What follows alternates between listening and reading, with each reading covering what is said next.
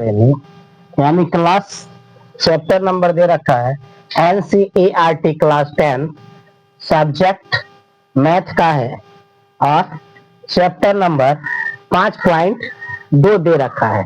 ये 5.2 चैप्टर को आज हम हल करेंगे। क्वेश्चन नंबर दूसरा का पहला और दूसरा है और तीसरा का मैंने पिछले वीडियो में दे चुका हूं और ये चौथा नंबर सवाल है और ये 5वां नंबर है। तो इस तरह से आज पहले हम इसको हल करेंगे। तो हल क्या कहता है? सवाल कह रहा है कि 10 और 7 और 4 यानी समांतर क्रम जो है वह नीचे की तरफ आ रहा है और कहता है 30वां पद कौन सा होगा वो हमें निकालना है। जब कहेंगे तो पहले हमको पता क्या करना होगा? 30वां पद निकालने के लिए वैल्यू लेना है। तो ए का वैल्यू तो हमें पता हो गया है, सबसे फर्स्ट में दे रखा है 10 यानी प्रथम पद कहते हैं। तो प्रथम पद कितना आ गया है? 10। अब क्या कहता है? डी का वैल्यू तो हमें निकालना होगा। तो डी के वैल्यू के लिए क्या करना है? 7 माइनस का 10 और हमें डी का वैल्यू प्राप्त हो गया -3। डी का वैल्यू -3 हो गया है। अब सवाल कहा है 30वां पद। तो 30वां पद के लिए क्या लिखेंगे? a प्लस 29d होता है। a प्लस 29d हो जाता है। अब वैल्यू भरेंगे तो a का वैल्यू कितना दे रखा है? तो 10 यहाँ ले लेंगे 10 और प्लस दे रखा है 29 गुना d का वैल्यू क्या है? -3। अब गुना करते हैं तो 10 और प्लस 29 या प्लस और माइनस का 87 हो गया। अब ब्रैकेट से बाहर लाएंगे तो ये हो गया 10 और -87 यानी इक्वल 77। हमारा जो माइनस का 77 हमारा आंसर है। अब अगला डिजिट पर चलेंगे। सेम सवाल है, कुछ अंतर है डिजिट का। तो क्या कहता है? इसका पहला पद है -3 और दूसरा पद 1/2 है और तीसरा पद 2 है और हमें 11वां पद ज्ञात करना है और यह देख रहे हैं बढ़ते क्रम में आ रहा है। तो क्या करेंगे? पहले हमें a का वैल्यू तो पता है, a का वैल्यू -3 है। अगला पद क्या लिखेंगे? अगला पद लिखना है d का वैल्यू। तो d का वैल्यू क्या होगा? -1/2 और -3। ये हो गया। अब कहिए डबल माइनस एक उसका है और एक सूत्र से है। तो यहाँ -1/2 और प्लस का 3/1 LCM लेंगे 2 तो ये हो जाएगा -1 और प्लस 6 हो गया। और इसमें उसको घटाएंगे तो हमारा प्राप्त आंसर है 5/2। क्या लेंगे? 5/2। डी का वैल्यू क्या है? डी का वैल्यू यानी डी का मान मेरा कितना आया? 5/2। अब 11वां पद कहा है तो 11 पद के लिए a प्लस 10d लिखेंगे। a का वैल्यू कितना दे रखा है? तो a का वैल्यू जो दे रखा है तो उसमें कहेंगे a का वैल्यू पहला पद -3 है। अब कहता है प्लस 10 रखेंगे और d का वैल्यू कितना आया है? 5/2 तो गुना 5/2। अब इससे इसको काट देंगे तब 5 प्राप्त होगा। तो -3 और प्लस 5 25। इसमें इसको घटा देंगे तो हमें 22 हो गया आंसर के रूप में प्राप्त। अब अगला सवाल को देखेंगे। ये सवाल है 78 कौन सा पद है? 3 है, 8 है, 13 है और 18 है, जिसमें 78 कह रहा है कौन सा पद है? ठीक है, बोले। तो a का वैल्यू कितना दे रखा है? a का वैल्यू 3 और d का वैल्यू निकालिएगा 8 घटा 3 प्राप्त हुआ 5। तो हमें d का वैल्यू कितना प्राप्त हो गया? d का वैल्यू 5 प्राप्त हो गया। अब कहता है an लास्ट पद है तो इसे an कहेंगे 78। अब आपको प्राप्त क्या करना है? इसमें फॉर्मूला बेस क्या कहता है? n का वैल्यू निकालना है। तो n के वैल्यू के लिए an equal to a plus और a plus n-1 equal d हो जाएगा। अब यहाँ ले लेंगे 78 और प्लस 3 यहाँ पर बराबर प्लस में 3 है और इक्वल क्या हो जाएगा? n घटा 1 और गुना का मान भर दीजिएगा। d का मान कितना आया है 5, ये 3 इधर लाके घटा देंगे तो 78 घटे 3 और इधर क्या बचेगा n-1 गुने 5 है। घटने के बाद यहाँ 75 गुना है, इधर आके भाग में इक्वल n घटा 1। अब हम इसे काटेंगे तो n का वैल्यू क्या निकला, इधर माइनस, इधर आके प्लस में, तब 15 बचे, 15 प्लस 1 इक्वल क्या हो जाएगा n का वैल्यू। सीधा करके लिख दीजिए, तो सीधा करके लिखेंगे इसका मान, तो क्या हो गया n का वैल्यू 16 हो गया। तो इस तरह से आप समझ में आया होगा। अब अगला डिजिट लिखते हैं। अगला डिजिट में क्या कह रहा है, सवाल ये दे रखा है और ये कितना है अंतिम पद, ये है पहला पद, तो a बराबर कितना हो गया 7 हो गया। और d का वैल्यू निकालेंगे तो कहेंगे 13 और घटेगा कितना 7, प्राप्त मुझे कितना होगा, तो d का मान प्राप्त किया है 6, कितना 6। अब आपको ज्ञात क्या करना है n का वैल्यू कितना है 205 है, n का वैल्यू 205 है। अब हमको क्या प्राप्त करनी है, प्राप्त हमको करना है इसमें कितने पद दिए गए हैं, तो n का वैल्यू, तो n के वैल्यू के लिए फिर से वही फार्मूला लगाएंगे, ये वाला फार्मूला इसमें भी यूज होगा। कहेंगे an equal a plus n घटा 1 गुना हो जाएगा d। अब मान भरते हैं, n का मान दे रखा है 205 इक्वल a का मान कितना दे रखा है 7। अब क्या कहता है प्लस n का वैल्यू कितना दे रखा है, इसमें हमको पता नहीं, निकालना ही है, तो अब n निकालने होंगे। और d का वैल्यू दे रखा है 6, इस 7 इधर प्लस इधर आके माइनस में, तो यहाँ लिखिएगा 205 घटा 7 बराबर n घटा 1 गुने 6।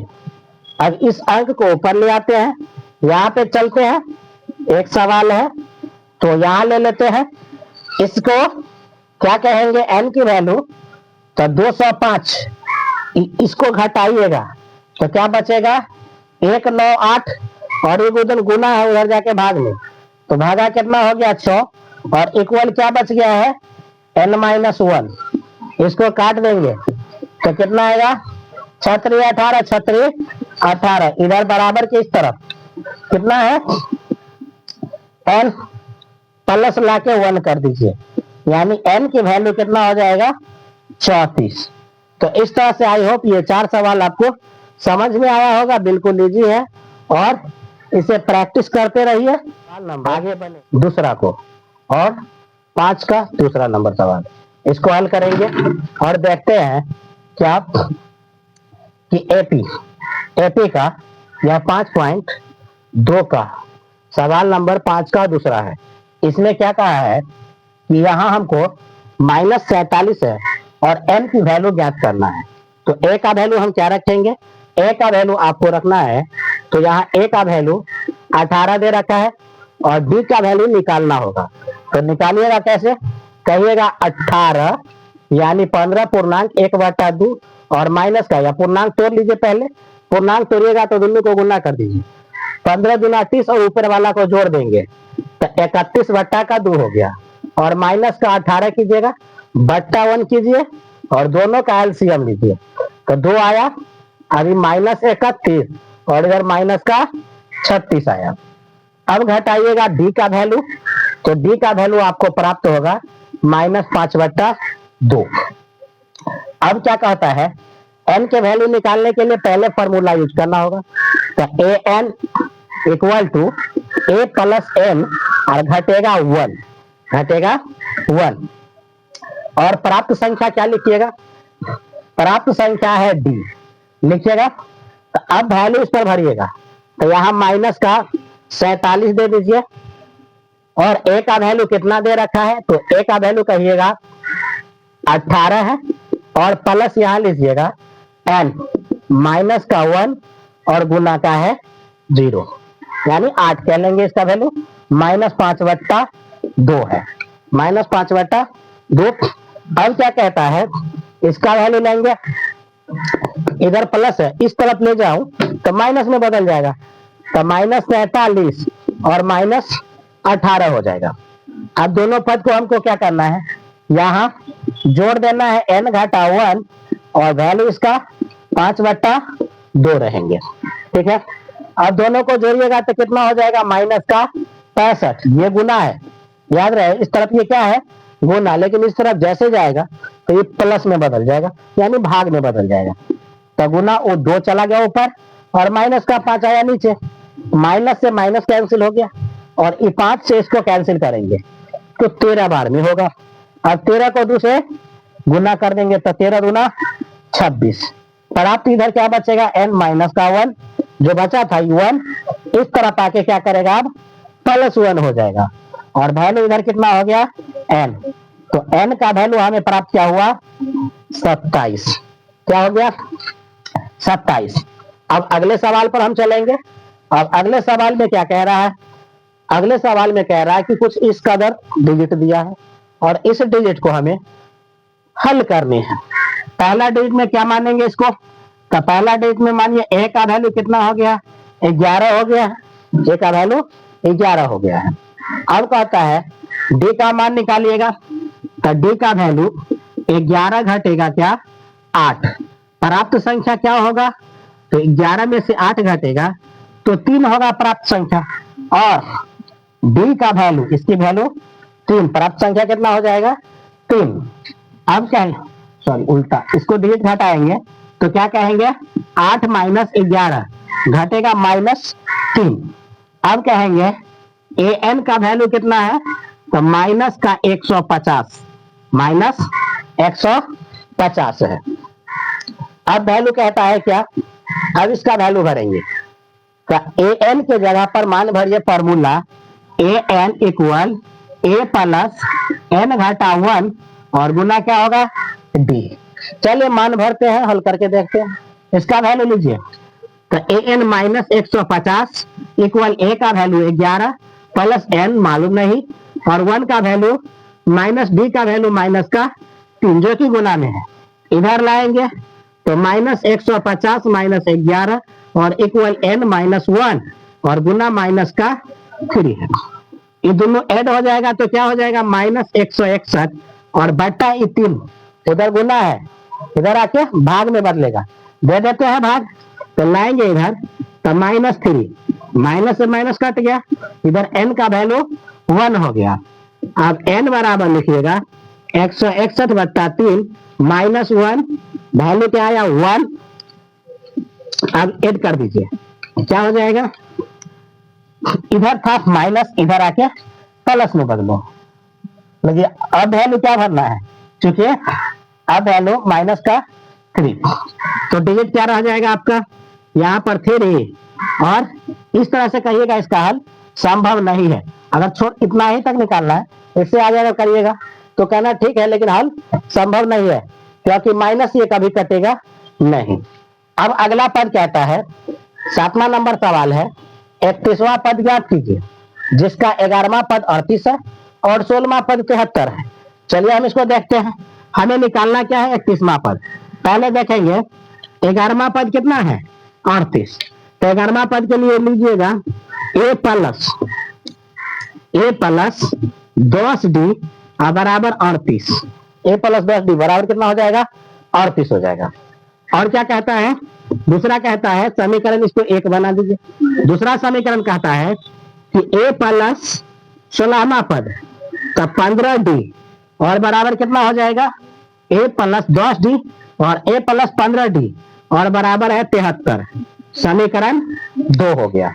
अब इसको क्या करेंगे, हल करेंगे, ठीक है। तो अब स्टार्ट होता है माइनस माइनस माइनस, ये दोनों कटा, ये दोनों घटा है, तो -5d इक्वल -35 कट गया, एक से एक काटे तो d का वैल्यू क्या प्राप्त हो गया, 5, नो सॉरी कितना हो जाएगा, 7। हमें d का मान कितना प्राप्त हो गया है, 7। अब हमें लिखना होगा d का मान समीकरण 1 में रखने पर, ठीक है। d का मान समीकरण 1 ने रखने पर। रखिए समीकरण एक कौन है, ऊपर वाला ले लीजिए। तो इसका मान a आप प्लस 10d बराबर है 38। ठीक है, अब वैल्यू क्या देना है, वैल्यू देना है a का पता नहीं, b का पता है 7। तो क्या करना है, a प्लस 10 गुना 7 बराबर का है 38, उधर ले जाके घटा दीजिए। तो a बराबर 38 घटा 70 कितना आएगा, -32। a का वैल्यू -32 आ गया। कितना आया, -32 a का वैल्यू आया है। अब हमें क्या ज्ञात करना है, अब ज्ञात करना है कैमा पद, 31वां पद। तो निकालिए 31वां पद के लिए a plus 30d, a plus 30d होता है। a का वैल्यू कितना है, -32 दे दीजिए, -32 प्लस 30 गुना d का वैल्यू कितना है 7। तो यहाँ क्या कर दीजिएगा 7। अब लीजिएगा -32 प्लस 21 210 आया। कितना आया, 210। अब घटा दीजिएगा, तो घटने के बाद क्या प्राप्त होगा, माइनस का यानी 178, ये घटेगा 8 और ये बचिया कितना 10, यानी चला गया तो बच गया कितना 10। 10 में से 3 घटा तो 7 बच गया। ठीक है, तो इस तरह से ये क्या हो गया 178 आपका आंसर हो गया।